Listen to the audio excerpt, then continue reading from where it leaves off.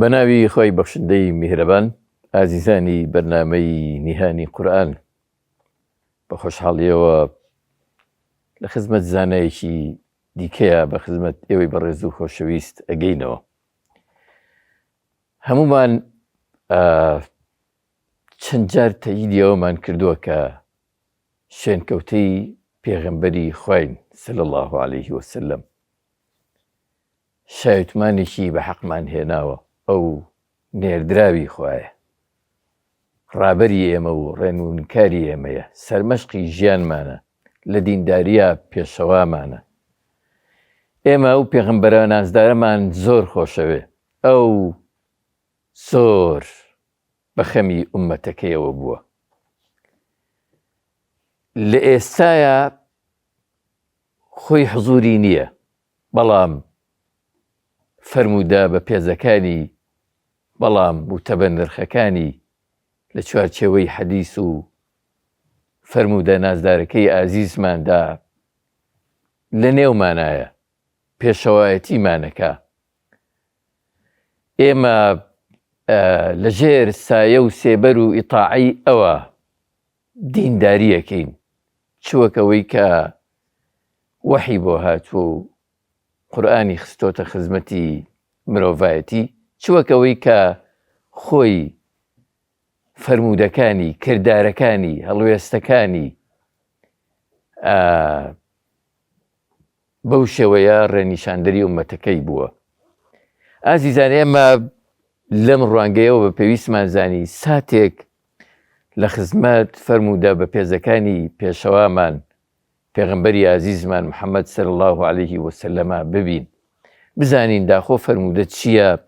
و بە چی دەوترێ فەرموودەوە، چۆن گەیشتووە بە ئێمە و حکمی فەرموودەکە لەسەر ئێمە چییە،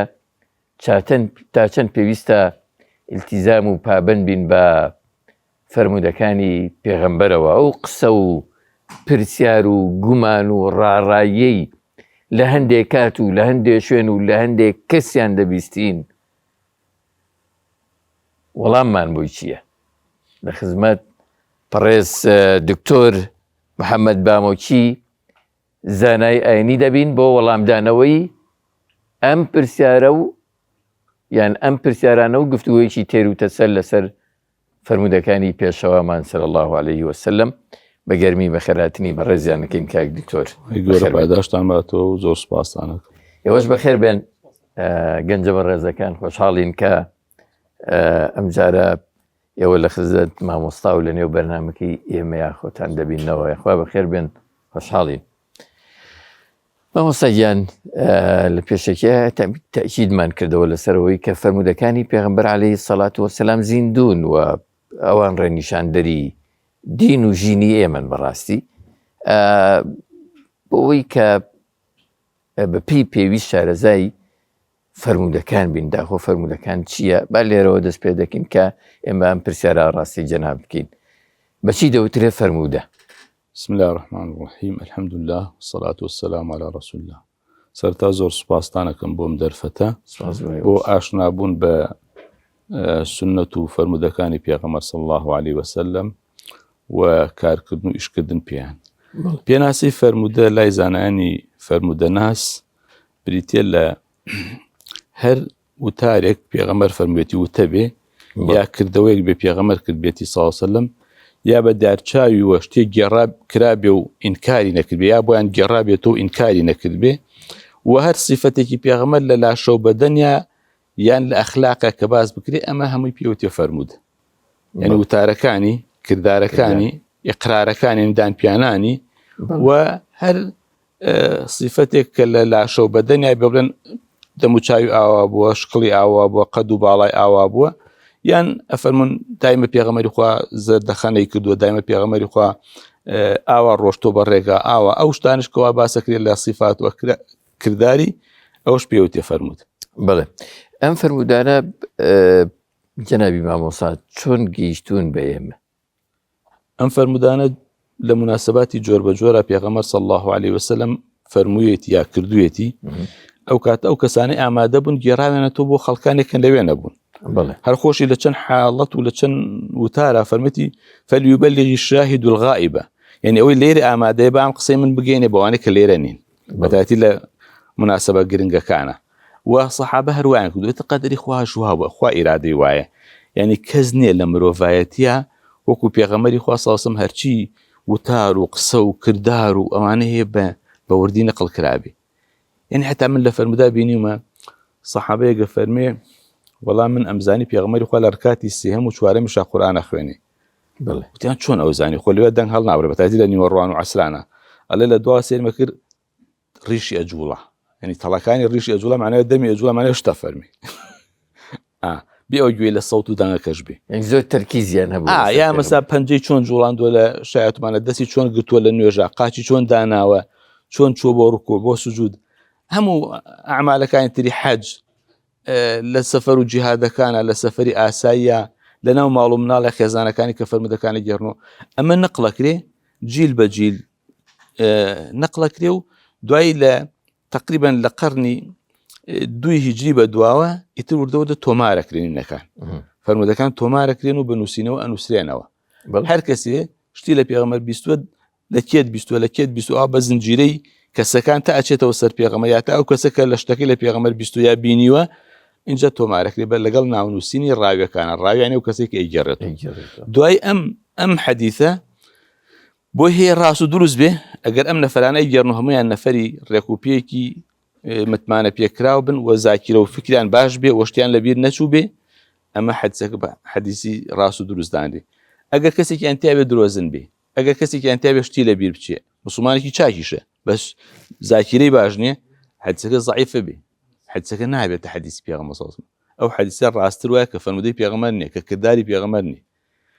لەبەرەوە حەدیث ئاوەها نووسراوەتەوە چۆن ئێستاکە ئێمە حادیثەیەک ڕووبدا لە بازار خەڵکێک گێتۆ لە ماڵەوە ئەیگێڕێتەوە بە خەڵێ ئیمڕۆ لە بازار ئەو شتە بوو ئەو حادیثە ڕوویدا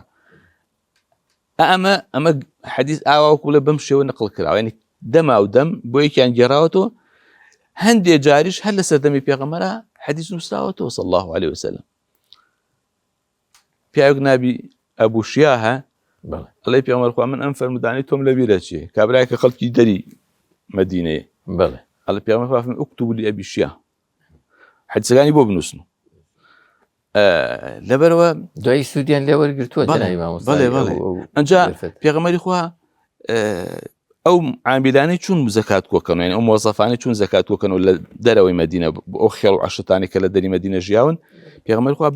بۆی نووسیون یعنی کاتبێکی بیان کردووە ئەم زەکاتە چۆن وەرەگیرێ چەند سەر حیوان زەکاتی لێ ئەکەوێت چی لێ ئەکەوێ چەند سەر وڵاغ زەکاتی لێ ئەکەوێت چییە دەغڵودان چۆنە ئەمانە هەمووی بۆیە کە لە سەردەمی ئەبوبەکر ئەینووسن وڵێن ئەمە ئەو زەکاتەیە کە پێغەمبەر دیاری کردبوو یعنی لە سەردەمیەوە دیاری کراوە لەبەرەوە ئەتوانی بڵێ حەدیث ئاوایەک بەشی زۆری بە دەماودەم نەقڵ کراوە و بەشێک هەر لە سەردەمی پێغەمبەر حتا ئەوەنە حەدیث نووسراوەتەوە لە سەردەمی پێغەمبەر صلی الله عليه وسلم ترساون لەگەڵ نوسخەکانی قورئانە تێکەڵ بێ فەرمێتی کەس شت نەنووسی تا قورئان تەواو بووە لەسەر ئەوە ڕاوەستم ڕاستیەکەی پێشەوەی بەهینەکەی ڕیزبەندێکەیە بچین مامۆستا قورئانی پیرۆز وەکو وەحی هەر لە سەردەمی لەسەر زمانی پێغەمبەرەوە وەرگیراوە نووسراویشەوە لەسەر فەرمودەکانیش هەر لەسەر زمانی پێغەمبەرەوە وتراون چۆن هاوڵان ئەم دوانەیان بە جیاواز وەرگرتووە ئەوە جیایان کردوونەتەوە بە چەند شتێک جیا کراوەتەوە یەکەم پێغەمبەری خوا هەرچی قورئان بۆ خۆی بە حوزوری خۆی نووسراوەتەوە یعنی کە مەجموعایەتێدا ئەبەزی بۆ سەری دوای ئەوە کەواکو پێغەمبەری خوێندەوە هەمیشە پێغەمبەر صلی الله عليه وسلم لە هەندێک کتوبی علوم قورئان ئەفەرمێ 18 بۆ 20 سەر و 20 کاتبی وحی هەبوو هەمیشە نەفەرێک و دوانی لەگەڵا بوو هەمیشە نەفەرێک و دوانی لەگەڵا بووە وحیان بۆ نووسیوەتەوە یان کە وحی هاتووە لەوێنە بۆ کابرا لێ بووە توی بڕۆ قەڵەم و کاغەزەکەت بێنە کەڵەم و ئەو چەرمە هەرچیە بێنە ئیتر پێغەمبەر خوا ئاەتەکانی بۆ خوێندەوە صلی الله عليه وسلم کە خوێندەوە دوای وتی ئادەی بۆم خوێنەوە بۆ تاکید کەم پێوتێ عرض یعنی جارێکی تر تۆ بۆ مامۆستاکەی خوێندەوە لە حەدیثە کە ئیشکالی نەبووە فەرمووتی دوای هەڵیان گرتووە لەو پێسا لەو شتاکە لەسەری نووسراوە بەڵام بۆ فەرمودەوانەوە پێغەمبەر خوا شتێکی فەرمووی خەڵک لەبەری کردووە دانە سەحابە بۆ خۆی نووسوێتی ئەو بۆ خۆی نووسوێتیوە لەوێشە حەدیثەیە پێغەمبەر لە هەندێک فەرمایشتا فەرموویەتی هەر کەسێ غێری قورئانی لە من نووسوێتەوە با لای با بیسڕێتەوە ئەلەن ئەوە بۆ لەگەڵ قورئانە تێکەڵ نەبێ یاڵێن ئەوە بۆ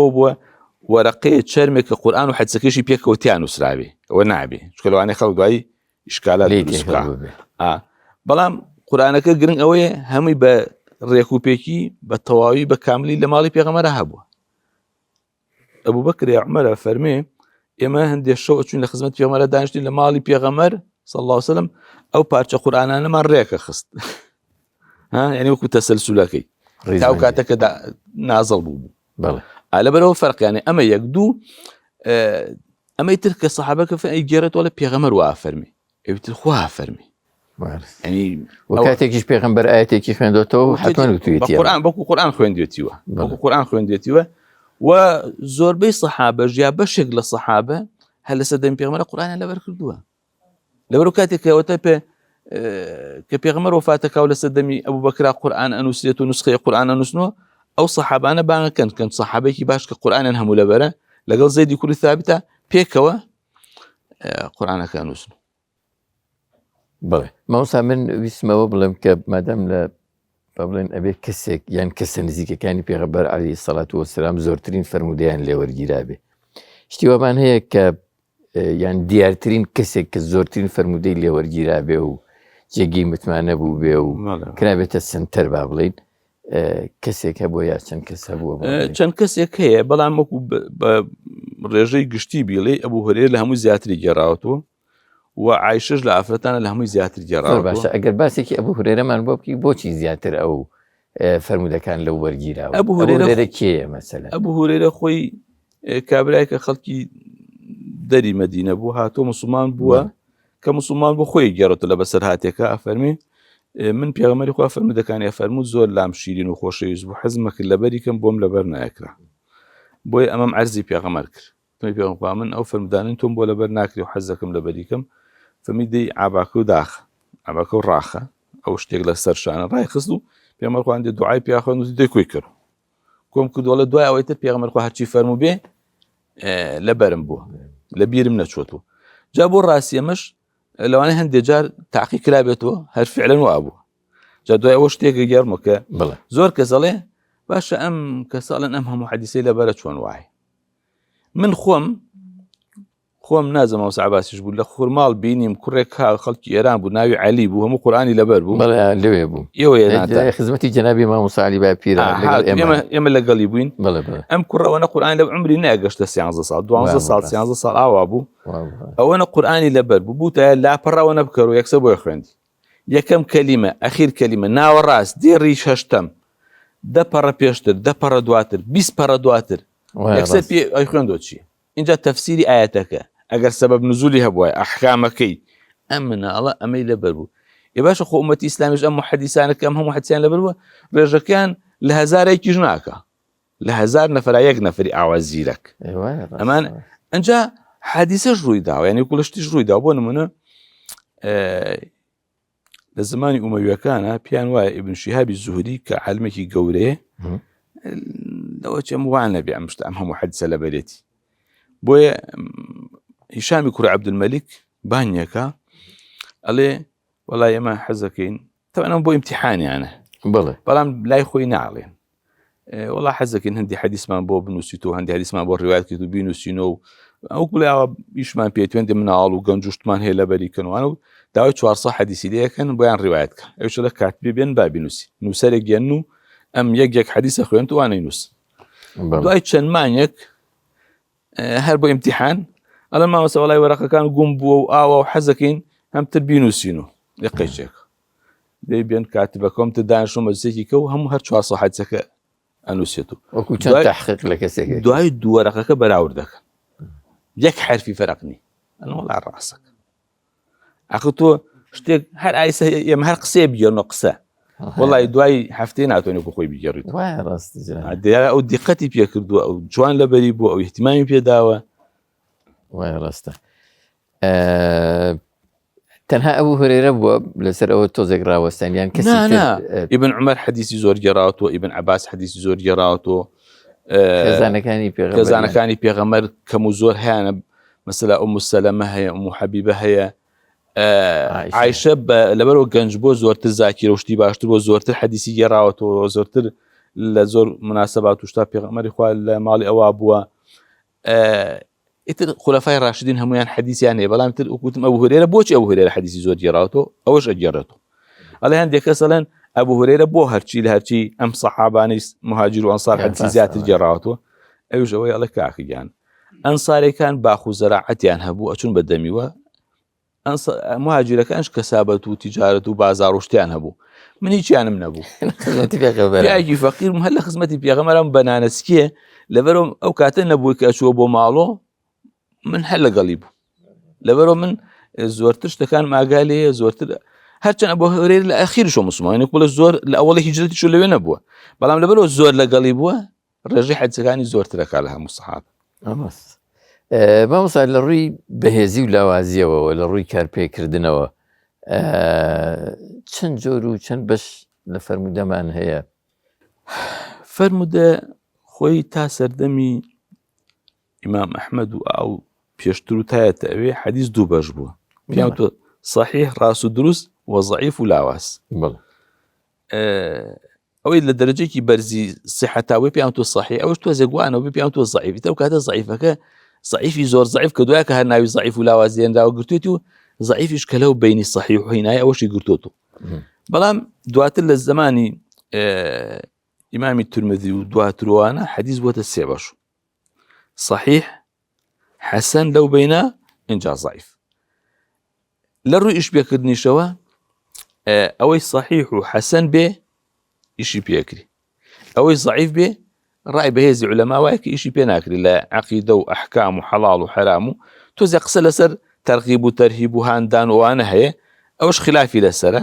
بەڵام ئەوە بەشە لە عولەما ڕایان هەیە لەوا ئیشی پێکرێ بە چەند مەرجی کەواتە صحیح چییە و ضعیف چییە و حەسەن چییە ئەگەر پێشی حەدیثی صحیح ئەوەی پێنج مەرجی تیابێ بڵێ ئەبێ ئەو کەسانە ئەیگەڕنەوە موسڵمانێکی چاک بن پێشەوەی هە پێنج مەرجەکەمان پێ بڵێ پێمان بڵێ ئەم مەرجانە کێ دایناون ئەم مەرجە عولەمای حەدیث دایناوە وەکو بڵێ وەکو ئیستیقرایە هەنی چۆن کە ئەڵێن باشە تۆ خەبارێک بۆی کەواکو بڕای پێ بکەی بێ چۆن بێ یعنی بێ سیرکەی بزانین چۆن بێ باش ئەگەر کابرایەک درۆ بەلای و حەڵال بێت تۆ قسەی لێ وەرەگری نا کابرایەک نەتوانێت شعرێکی چوار دیێڕی لەبەرکە ئاخر چۆن حەدیثێکی دوو لاپەڕی لەبەر کردووە ئەبێ لەبەرکردن و زاکیرەی باش بێ ئەنجا ئەبێ ئەم نەفەرانە کە گێڕنەوە یەکتریان بینی بێ خۆ ناکری ئەو خەڵکی شارێکە تۆ سەفەری ئەو شارە نەکرد بڵێ وەڵام من لەوم بیست یا ئەو تۆ مناڵێکی شیرەخۆر بێ ئەو مردووە ئاخر چۆن لێو بیستووە اینجا ئەمە یەکەم یانی بێ نەسەفەرەکە موسڵمانێکی پابند بێ کە گوناه و خەتا و گوناهی کەبیرە و بەردەوام لەسەر سەغایر ئۆمانەی نەبێ موسڵمانێکی مناسبی باش بێ دوو ئەبێ بیر و هۆش و زاکیرەی باش بێ یان بە نووسینەوە نووسی بێتی لەسەر کاغەز وەرەق و کاغەز وەرەقەش جوان پاراستی بێتی خەڵک دەستکاری نەکات زیا و کەمی لێ بکە و قەڵەمی تێخە یعنی بێ یا بە حیفزی مێشک و زاکیرەی باش بێ یان بە نووسین و تۆمار لە شتێکی باشە تۆماری کرد بێ و پاراست بێتی ئەبێ ئەو کەسانە کە لە یەکترەوە ئەیگەڕنەوە یەکتریان بینی بێ یا ممکن بێ یەکتر ببینن مستحیل نەبێ مەسا مستحیل وەکو ئەو نمونانە گێڕامەوە کابرا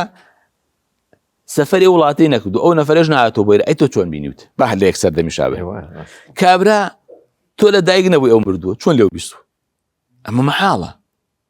لەبەرەوە ئیمامی بوخاری ئەڵێ بێ ئەو دوو نەفەر هەر بە یەک گەشت بن مەرجەکەی ئیمامی موسلیم ئەڵێ ینی ممکن بێ بە یەک گەشت بن ممکن بێ ئەگەر ئێمە تحقیقیشمان نەکردبێ ینی لە یەک سەردەمان ئەگونجێت مەحاڵ نییە تۆ لێرە ئەزید ئەوە سێ مەرج ینی موسڵمانەتی و عەدالەت زەبط بە یەک گەشتن نابێ حەدیثەکە شاز بێ شاز چییە ینی تۆ نابێ حەدیثێکت هەبێ عولەما هەمووی متفقن صحیحە ئەم حەدیثەی تر پێچوانی ئەم بێ ینی ئەم بڵێ فلان شت واجبە ئەو بڵێ حرامە ئەم بڵێ ئەوە ئەبێ بکرێ بڵێ ئەو بڵێ ناکری ئەوە نابێ شاز بێ وە نابێ عیلەت و نەخۆشی تیابێ عیلەت و نەخۆشیش ینی سەبەبێکی شاراوەیە کە حەدیثەکە بە ڕواڵەت صحیحە بەڵام عولەمای زۆر شارەزا بە گەڕان بە دوای حەدیثەکە و ڕێگەی حەدیثەکە و چەند بە چەند شێوە هاتووە ئەی دۆزم حەدیثێنێکی تیایە لە ڕوحی حەدیثەکە شتێکی تیایە مەسەلا ئێستا حەدیثێکمان هەیە ئەڵێ پێغەمبەری خوا صلی الله علیه وسلم دوای ئەوە دوو ڕکات نوێژەکەی بەیانیە کرد ڕاکشە تا موەزینەکە بانگە کرد. لە ڕوایەتی تر ئەڵێ نە پێغەمبەری خوا ئەمرێ کرد بە ڕاکشان. دێ ئەمە هەموو ڕاویەکان وایە نەگێڕاوەتەوە باسەکەن پێغەمبەری خۆی ڕاکشاوە پاڵکەوتووە نەک ئەمر بکابی نەک بیفەرمی بە کردەوە وای کردووە. ئەمە بەشی شازەکە گرێتەوە نمونە. عیلەتیش جاری وایە مەسا ئەو حەدیسە کوتم شتێکی زۆر وردی تێ عولەمای زۆر شارەزا ئەتوانێت پێی بزانێ کەمە ئێستا بەعزی عولەما لەم سەردەما پێیابوون ئەڵێن حەدیس کاکە بێ ئێمە بەدوایە بچین و لێ کۆڵم ئەو عولەمانە بن زۆر حەدیس ئەسان کتێبی تایبەتیان لە عیلەلا داناوە عیلەل یعنی نەخۆشیەکانی حەدیس کە ئەم حەدیسانە یەکێ زۆر شارەزانە بێ ئەم حەدیسە وازانی پێنجمەرجەکەی تایە کەچی نەخێوانی خەلەلێکی بەسیتی تایە لە بینی بۆ نمونە ڕاوێکمان هەیە ئەوەی حەدیسە گێڕێتەوە زۆر حەدیسی لە فلانە مامۆستا گێڕاوەتەوە بەڵام یەک حەدیسمان هەیە ئەم حەدیسی لەو نەبیستووە یەخۆ ئەگەر ئەمەش بڵێ لەوم بیستووە خەڵک کەس زینی ناکە کەس نەفی ناکە بەڵام ناژڵێ لێم بیستووە ئەڵێ عن فلان یعنی ئەگەر بڵێ لێم بیستووە بێ بڵێ سەمیعتو یا ئەخبەرەنی لێم بیستووە یا پێی وتم یا تكلم علي أو أفصح لي بشيء كبير بلام زيادة العلماء سمعوا أخبروا حدثنا بكارينا أولا يعني لفلان أو أنا هلا قري يكسر راسه وخلي بيستبه هلا شقري نفر اللي بينا بيل لنفركو أم أنجا بيستبيتي دي أو حديث علماء يدوزن أو حديث معن على ضعيف شنك أم حديثة قرأوا محدثة لشونك أدوز له وتي أنا أولا فلان بيستو ليه عم برسيوه نا والله ولا فلان بيستو إن جاله يعني بقران وبشكنين الرجال كان حديثك شتكي أندوزيوتو لشونك كم بيوا أم حديثي لما مسانا بيستوه با ما مسات شندين حديثي بوم جراوت لبرو علماء حديث زور ورد كايران كدول حديث عندك نفر كشارزاني وازاني أمهمي عواشتك هذا الرجال ورا حديث بكوكرو هرشي على قشتي بنو سوق قشتي راسه لا إمام بخاري خويا فرمي رحمة خويا اللي بيا فرمي من 100,000 حديث صحيح ملبرة 200,000 غير صحيح ملبرة يسألوا أنا عندي شو يكسب له براجان ما وسام قصة ويك يا أخي 100,000 حديث زورك أخي كاك يعني 100,000 حديث رواية بدر رواياته يك لفظه بدر سنداته يعني درجة هي هم ما نقصي بو يسار هذا صحيح بخاري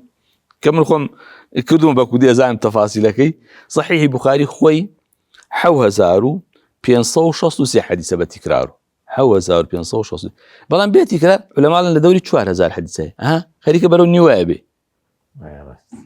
شو حديث واحد سير سندي حديث واحد 4 سندي حديث واحد 2 سندي هي حديث واحد شيء سندي لا ورجران يوفر مدانية جناب الصحيح بخاري توجرا وخب هذا سباته شي سر الجراك يا شيء والله يشتكي يسمن لي بشيمان من مكدوية هني حديثي زور سرنج راكيش أم خوز قاوانا بقولي لشوني كان تومار كذا تومار من كردون لا تشي سرنج راكيش جناب إمام مصطفى والله لواك واكو أم حديثي أنا كفرمودي بيغمريان وسوي تشان ورد كاريان كردو بالله يعني سيركي بخاري حديثك لدشونا يعني جاري وهي لبرو وشيك فرقي هي لمس روايتها لقل أو أنا أبوي أم حدثي لشون تكراك لبرو وشيك لوي هير يا وشيك قراوة بوشي أميان لفظة يوتو عن لفظة يا وشي تريوتو لباتيا هم لفظة جوازي لما نايكا بس شيء لازمان عربي أو شيء مرادف يكن يعني أم وشي أو راي أو وشي ترى أو معناه أو شيء يوكو أمانة باريزية كنا هي نايدك أم رابيان وايوتو أما يك دو أم حدثي تكراك دوت لبروا لشونك أنا حدثك بسندي متصل هاتوا لشونك بمتصل هاتوا بوي بلي أم حدث أم سندي تريشي هي هو بشتي غير متصلة كنا بس متصلة كي بيها مشكلة هي بس بلا ما حد سام رجعش هي اشتكي تر ما هنو نبوني أمانة أم بخاري خويا فرمي لرجعانك يا فمن هر حديثك من أبي نم نسيوا تا استخارم كردو استخارة يعني دور قاعد نش استخارم كردو تزوجم كردو استخارم كردو جانو سيوم عشان لناو حديث كان اشتي زور سن راكيش مثلا لو انا خم خوالي ام بيغمر الاسلام صلى الله عليه وسلم بو خلق بو شلون كوتواني بو اتباعي بو صحابه كان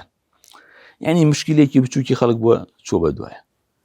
خەڵک خۆی تووڕەکردن پێغەمبەر خوا سەبر و ئارامی کرد ئوسلوبی زۆر ناشتنیان لە بەرامبەریان نوان دووە دانی بە خۆی ئاگرت و حتا سەحابە خەریک بووە هەڵسن و پەلاماری کابرا بن و پێغەمبەر خوا فەرمێتی نا لە شوێنی خۆتان دانیشتن ئەم کابرا قەچێکە پرسیارێکی کردو منش جوابیان بوو هیچ ناڕەحەتی ناوێ مەسەلا سەحابەیەک باوکی شەهید بوو و قەرزارە و بێوەز ئەو ئەم پێغەمبەری خوا ویستوێتی هاوکاری بکە بەس یەکسەر هاوکاریکی ڕاستەخۆی بکە لەوانەیە کابرا قورس بێ لەسەر شانی لەبەرەوە لە غەزا بوون کاتونە تۆم پیا شتێکی تەمەڵی پێوە نەڕۆشتۆ پێغەمبەر خوا دوای خەڵکە کەوتووە ینی خەمی لە خەڵک خواردووە لە دوای دواوە بوو بۆی بزانین کێ جێمێنە خەمیان لێ بخوا سێکەم وشترەکەی ناڕوا و ئەم جابری کوڕ عەبدوڵڵا کە یەکێکە لەو ڕاویانەی کە حەدیسی زۆر لە پێغەمبەر گێڕاوە چونکە کوڕێکی گەنج بووە ئەڵێ چی ئەڵێ وەڵای وشترەکەم ناڕوا و جێماوم لە خەڵکی پێغەمبەر خوا خۆ بگرە دووسێ داری لیا وشترەکە زۆرە خێرا بێ ئەڵێ تەوەنە خێرا بووە ترسام ینی پێش پێغەمبەریش کەوێ سەڵڵاهو عەلەیهی وسەلەم دوای کاڵێ ئیتر هەروە قسەی لەگەڵەکە جابر دەنگ و باس و وەزع چیە جابر کوڕێکی گەنجە تازە ژنیێناوە ئەڵێ ژنت تێنا کێ تێنا وەڵا ئافرەتێکی بێوەژنمە ئەی بۆ کافرەتی گەنجونێنا ئیتر ئەوش باسەکە ئینشاڵڵا موفەقە بی و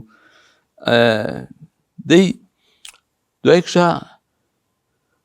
ئەڵێ موشترە و نافرۆشی ئەوش ئەڵێ وتم نەوەڵا دوای کەوتی هەر پێم بفرۆشم دەی باشە بەر سیعری ڕێککەوتین وتم بەس تا مەدینە بێ سواری بمەی پێمەوە وتم خەیچەکە تا مەدینە سواری بفەرمی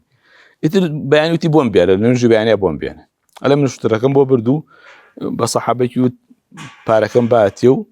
ئەڵێ تۆزێک ڕۆشتم بانی کردمە نردی بە دوامە ئیتر منش ترسام شتەکەم باتەوە وتی هاتم وتی کاکە وشترەکەش بەرەوە بۆ خۆ و پارەکەش سەر بۆ خۆ هەویستی هاوکاری بکە بەڵام بەم ئوسلوبە بە حساب وشتری لێ کڕیوە وشترەکەی بە هەدیە داتی یعنی چەندین حادیسی ئاوایە مەسەڵەن سەحابەیەک هاتووە زۆر خزمەتی کردووە وتێتی ئێدەنگ و باست وەزعت تۆ خێزانت هەیە ژنت هەیە نا وەڵای پێم کوڕە من پارەم لە کوێ هیچم نییە و کێژن بەم نەدا و ئەڵێ دەبڕۆ بۆ ماڵی فڵان کەس بڵێ پێغەمبەر نردمی کچەکەتانم بەنی ئەم جێکسەرە ڕوا ئەوانش تۆز لە بین خوانم مقۆمقۆیان بۆ درسی و داکە کەزان پێغەمبەر فەرموویەتی صلی الله علیه و سلم یەکسەر کچەکەیە دەنی ئەنجا کابرایە تۆ هیچی نییە هەر لە مەجلسەکە پێغەمبەر خوا فەرمووی ئادێ شتێکی بۆ کۆکەنەوە هەندێک شتی بۆ کۆکەنەوە و بە شێوەی کوا ئیشەکەی پیاڵ بسوڕێ دەیان حادیسی ئاوە مەسەلا ڕۆژێک بە ئەبوبەکر فەرمێ تۆ پێشنوێژی بکە بۆم خەڵکە لێرە منە ڕۆم لەو شوێنەکە تۆزە دووری مەدینەی دەیەکە تۆزە ناکۆکیان بۆ ئەو مسلمانان لەوێ ئەچم لەوێ سوڵحانەکە یعنی ئاوا غەزا و شتە بێ ئەم پێغەمبەر خوا ئەغڵب لە غەزا و لە شەڕ و جارێ ئەوەی پێوتە وشەی غەزا عولەمای سیرەوە فەرقیان کردو هەرچی وترا غەزا یعنی پێغەمبەری تیا بوو صلی الله علیه و سلم بڵێ لەبەرەوە لە هەموو مشارەکەی کردوون لە نوێژە لە ناڕەحەتیە لە جیهادا لە سەفەرە لە حەجا لەگەڵ نازانم ماشەڵڵا پرسیارەکان زۆرن لەسەر کامیان بیکەیت تەرکیز خەرە سەر شتێکە زۆر باشە جەنابی مامۆستا با لەوە پرسیارکەین لە موسلیم و بوخاری با بڵێ ئەم دوو زانا بە ڕێزا کازێتیان کێشاوە زۆرترین فەرمودیان با بڵێن بۆ کۆ کردوتەوە لە یەک سەردەما ژیاون بۆ چی زیاتر ناوی ئەو دوو زانا بە ڕێزە دەهێنرێ ئەم ئیمامی بوخاری خۆی لە مەجلیسێکا وەکێک لە مامۆستاکانی و توێتی خۆزگایەکێکە بوو هەر حەدیسە سەحیحەکانی پێغەمبەری کۆ کردو ئەلە مشتە ئەم فیکرە لە مێشکماین بوو بۆ خولیایەک بۆم بڕیاندا کە من هەوڵدەم تەنها فەرمودە سەحیحەکان کۆکەم ئەم پێشە ئەمەکە موسلیمیش کە تەلەبەی بوخاری بوو یعنی مەلای بوخاری دەرسی خوێند و حەدیس پێوتووە دوای بوخاری موسلیمی ژواکە بەڵام تۆزێت تەرتیبەکان جیاوازە شێوازی کۆکردنەوە و تەرتیب و نووسینی کتێبەکان جیاوازە بەڵام لە سەحیحە هەردووکیان ئەو دوو کتێبن کە زۆرێ لە عولەما فەرمون ئیجماعی عولەما هەیە لەسەر صحەتی ئەو حەدیسانەیە کە لەم دوو کتێبە هەیە چونکە بوخاری ئەوان گەیشتون بە تابعی جەنابی مامۆستا نە ئەوان دواترن بەڵێ لە بینی ینی 200 بۆ دواوە ینی بڵێ بوخاری کە کتێبەکەی تەواوەکە پیشانی 4 زانا لە مامۆسا و شارەزا لە خۆی ئەدا لەو زانایانە ئەوان 4 حەدیسی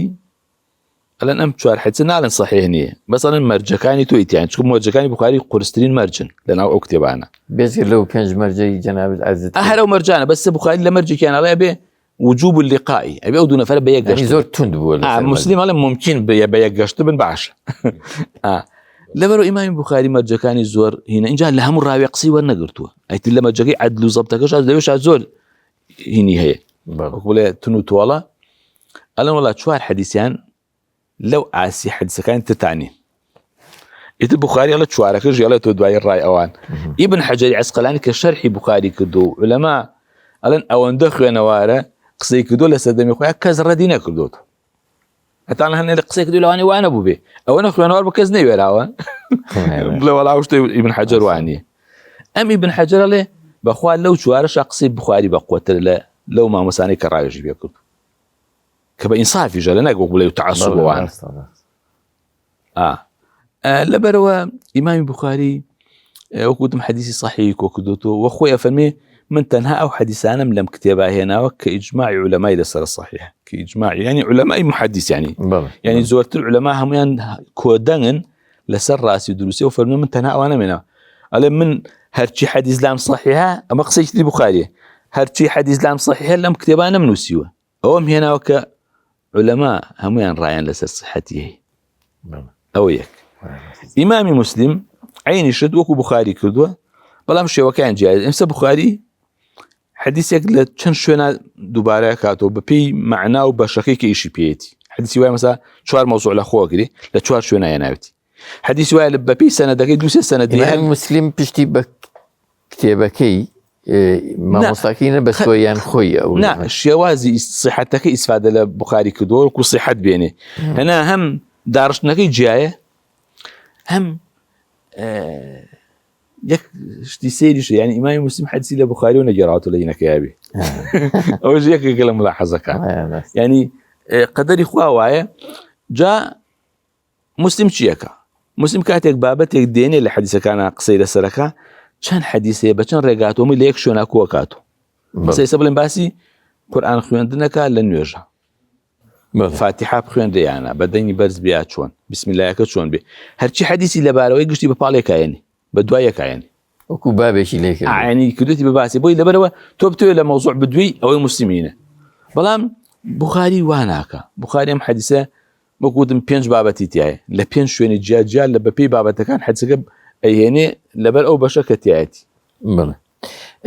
جرى إمام مصاب إن جابا وش بلين بله يعني إمام النووي ابن صلاح شار الزوري شيخ الإسلام ابن تيمية العلماء متأخرة أمانة لن أو حديثان لبخاري ومسلم هي همي على الإجمال صحيحة ويجب العمل بهما واجب كاري شان بيبكري لبران بلا كم العلماء هي الرأي واني ألان كان حديثك أيوش كألان كان حديثك وانية وانا يعني ضعيفة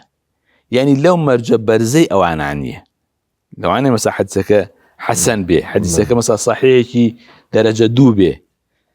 بلام لبلحرة برزكاني هيش أنا لهم والله حر صحيحني بلام كوتمان علماء لن بتشن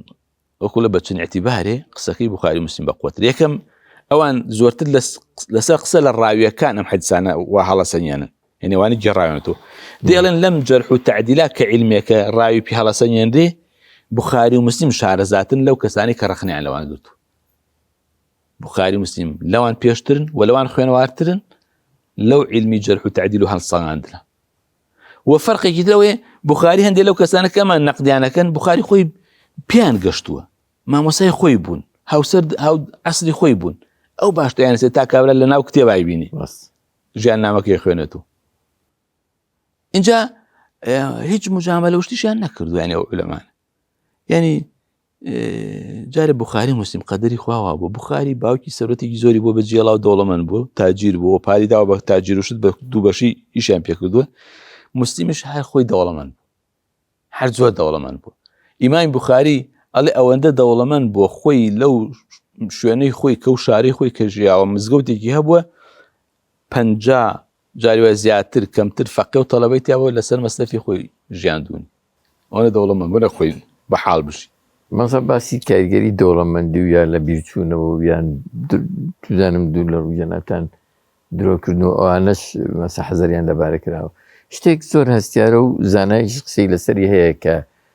خۆزگەی خواستۆ یا پێشنیادی کردو یەکێک بایە لە مەرجەکان، ئەویش ئەوەیە کە ئەو کەسانەی فەرمودەکانیان لێ وەرگیراوە نزیک نەبوو بێت لەو کەسانی کە دەسەڵاتیان هەبوو. بەبستم بابەتی دەسەڵاتدار بابەتێکی زۆر هەستیارە کە گونجێ لەبەر دەسەڵات. وەڵام محەدیثانە کە حەدیثیان گێڕاوەتەوە هەمویان لەوانن کە نزیک نەبوون لە دەسەڵات. یەکەم پێت وایە ئەوە کاریگەری هەبوو بێ یەکەم جار؟ وەڵڵاهی باوەڕ ناکەم، چکە تۆ بێنیە بڕووی پێشاوچی تەرجەمەی حەیات، یعنی ژیان نامەی ئەم کابرانە بخوێن و بزانین لە دینداریان لە چه ئاسیەکان. بەڵێ یعنی ئەم بوخاریە نەچوەتە بازار شت بکڕێت، لەبەرەوە دەوڵەمەند بوو ئەوەنەش مەشغوڵ بوو بە حەجەکە و مەجای نەبوو بچەوە بازار و عەلاقەی تەماتە بکڕە و نازام چی بکڕێوانە. ئەم بوخاری ئەوەنە دیندار بووە کاتێ ڕاویەکان هەڵەسەنێنێ، ڕاویەک مەسا درۆزنە، ئەم بوخاری ئەوەنە واریعە، ئەوەنە زمان پاکە، خۆ بێ بڵێ درۆزنە کەچی هەتا دەستی کەوت بێ ئیمام ئەحمەد یەکێکی تر توێ ئەڵێ ئیمام ئەحمەد واڵێ خۆی نەیوت، ئەوەنە خۆی پاراستو.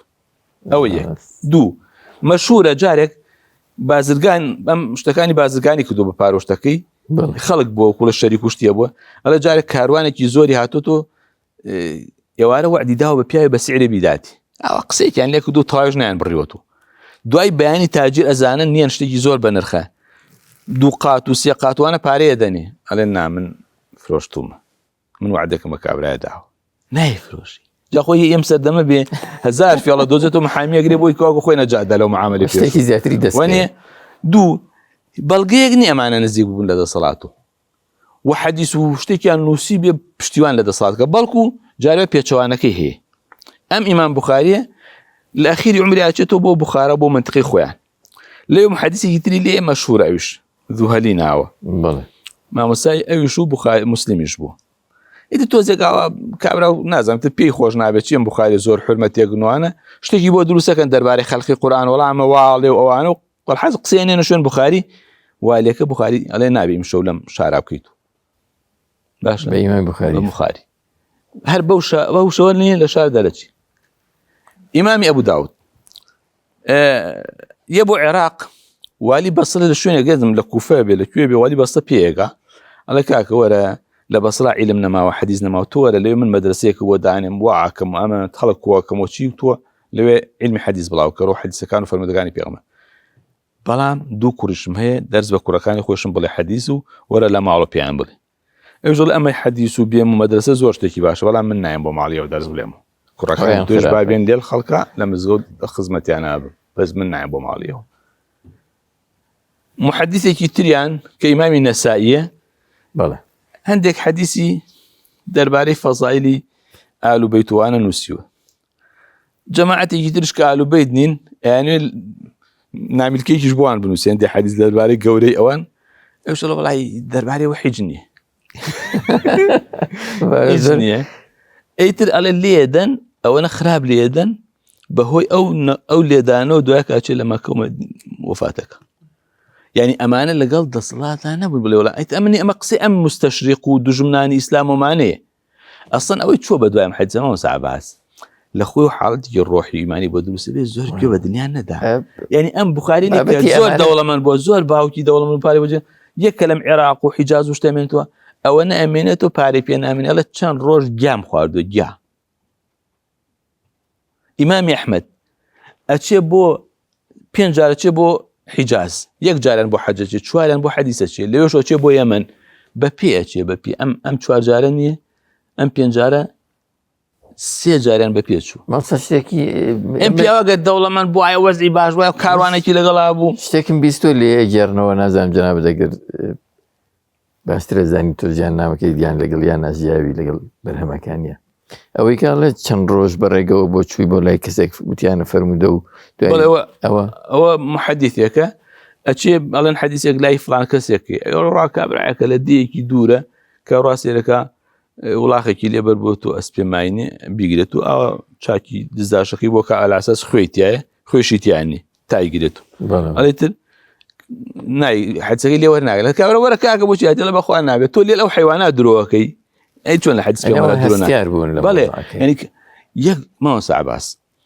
ئێستا ئێمە دوو پێوەرمان هەیە. ئەڵێ نیەکێک لە حەدیث گێڕانەوە درۆی نەکردووە بەس لە قسەی ئاسایە دروست کردو ئەو حەدیثی لێ وەرناگرن ئەو حەدیثەکەی ضعیف ئەوە پێڵێن درۆزنە بەڵام ئەمەی لە حەدیثی پێغەمبەرە درۆیەکی کردبێ صلى الله عليه وسلم ئەوە پێڵێن کەذاب و حەدیثەکەی مەوزوعە حەدیثەکەی هەر دەسەڵ بەس هەر درۆکە هەر خۆی دروستی کردو کەواتە باسی مەوزوعمان بۆ بکە لێرەوە با بچینە نێو ئەم بابەتەی کە هەندێکیش باسی ئەو فەرمودانە بکە کە پێیانوترێت مەوزوع حديثي موضوع يعني حديث يك حديث نيل الأسرع أصلا هذا لفظي حد سكندي علماء لأنه خوي مجازا بيوتي حديث أنا نابي بلي حديث نابي بلي فرمودة بلام بحسابي خاونك بفرمودة حسابك دوي كداي ناوه أول شيء كسي بدرو بنا راست هاتو وتيكي سندك درويني بودروس كردو عن فلان تعب ديوتي سر بيغمس أو صلمو قصك قصي خويتي يا قصي عالمك يا قصي كسي جدري ناويتي وناوي فرمودة لي ناو قلناك لو أنا كحديثي دانا وحديثي موضوع التوبة كدو ديكاك أقات عن لي بحديث لك ولكن والله يما يرقصك ما بيجوان بايك سند ما بدروس كردو أمان قال رسول الله جاء أو بيورا بقوتانا كعلماء حديث دانا أو واك أم حدثانا بيورا كان درناشي هل يكم جارك ونخوار يكسرك مثلا قال عادي لك يوبيستو حدث فلان دروزنك تاعي هم كان فرق اخوي دروس كل اخوي معتبرني لنا خلقه اذا خلق حديث دي ورنا اجري اجر لتشيني دو مسيما بي اكثر بوازان ليه وبش ما يقصيت المعصر مستشرق هي وابزم ناوي سبنجر بله ام مستشرق قال براسي ام الى امه اسلام رويدا ونبيج امه اسلام وندعو امه اسلام نبو نعبي جهنمي 500,000 راوي همي تومارة أما لك وحي 5 مليون نفر همي ناوي سياني شويني لدايق بوني شويني مردني لك درسي خوندو ما مساكاني طلبة كاني معتبرة يا معتبرني قصيلي ورجلي أما همي هي من لك هي إذا كبرالي دي تو أنا زاني أما الدكاسي تيام إم دكاسي مهيني هي توماري هي برورو بوي بقرارو يكسر فيطالي نك جاري ولا لتكتبها هي امبياوه يا مكتب مان هي بجيا ثقاتي كتاب مان هي بجيا ضعفايتي كتاب مان هي تكلا لهم يعني كتاب مان هي راوي كان هم بخاري تي كتاب مان هي راوي شش كتابك تاعي تيجي كتاب مان هي شامل ابو هموان اما هم هي بس هم بدواتشون ومتابعه ووردكاري وقراني اوي خو هروا كابراك هيك جري حديثك كابرا مانيا خليكي بتا ساقي كاتو حفتي خليكي بتا ساقي كاتو وازن محد سروا او سبحاسي وبباكيا ودبدميتو او ابو لبير منك بإمام بخاري فرمي شيء وابو او شو متناو جاك بخو فكريك بواتو لسر الحديث لسر شتي هل صام مسلمنا وكل بير مشبو بيان الا جاري واي شيء واي دجار او صامتو شتيك بواتو لسر الحديث قصيك بواتو فكريك بيروكيك هالصام تومان كدوتون بالا بيرنج يعني ام علمي حديثه زور وردكاري تياكراو زور مانوبوني تياكراو زور بدواتشوني وكراو بله اوسا من كاتي زوري برنامجكم نماوه طبعا بشكل برسيراني كهنو يعني زيادة لسري وسينو قفتوه كانوا بشكل جرينجي قفتوه كمان كيف تلقيدو هم لسري زنجراتان والله من صدرفتك دينا برزانا كسي كان برسالي شي هبيت بما خوشو بداري قفتوه كمان كان فرمو خواهی گوره پاداش جنایی معصبته و پاداش تی کانال پیامش باته بون درفت جوانه والله زور استفاده من لبرنامج تنا برسالكم ودروس بو اویش سرباری ام وردو بالایی گرانوی فرموده دجالتی کی زوری فرموده اکریت اصلا جنرا و تقونا غير لان كومالك كسانك و كاصلا بلان مصدر نيه اما انا اوي كمان تبينم كردبه هيچ يعني او كساني كسپرشتري امروته كان هيچ پاشخانك اسلامي و پاشخانك باشا نبو ايا هيچ علماء اسلام هي كم معتبر بو به بيشتر پاشخانك اسلامتي هبو بيتو كيشغل فرموديها بيت سباسكم دس خوش بي والله لما يجو اسلام او دي من شعر زين بيو بزانم علماء معتبر نيه نالي حديث السنه حجه بالغي شرعيه مصر تشاوي دوها مدواي قران نيه او يعني اشتكي متفق عليها كوا كلنا علماء اسلام اتريك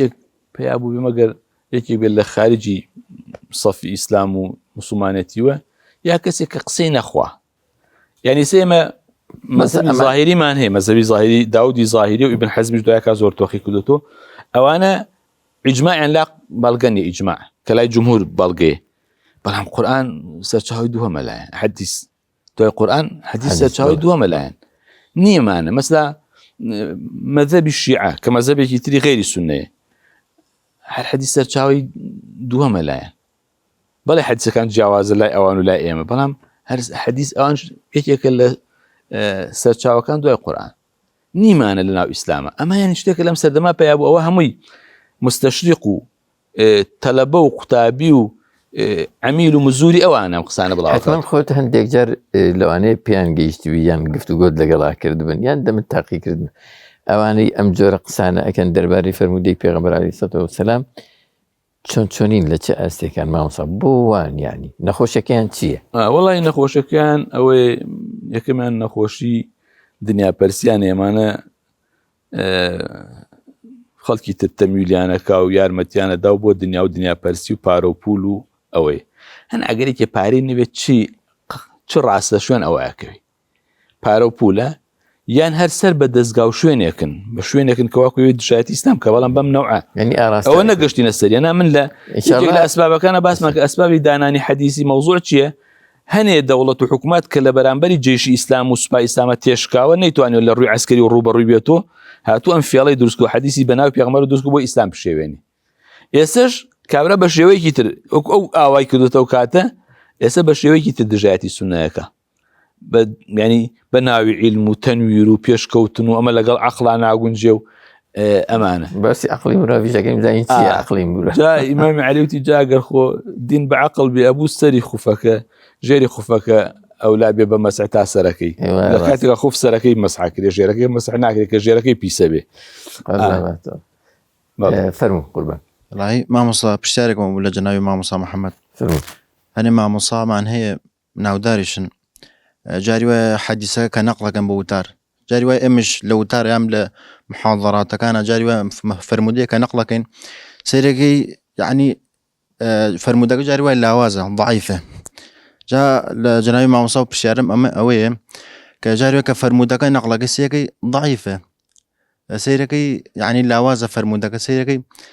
زۆر کەس یعنی مامۆستا فڵان وایە وتو تاو ڕاستە بێتە بەڵگە ناو خەڵکە بەڵێ جا حکمی مامۆستا چی یعنی علەما فەرمون بۆ حەدیثی ضعیف نابێ حەدیثی ضعیف بگێڕێتەوە یا باس کرێ ئیلا ئەبێ لەگەڵ یا بڵێ ضعیف کە حەدیث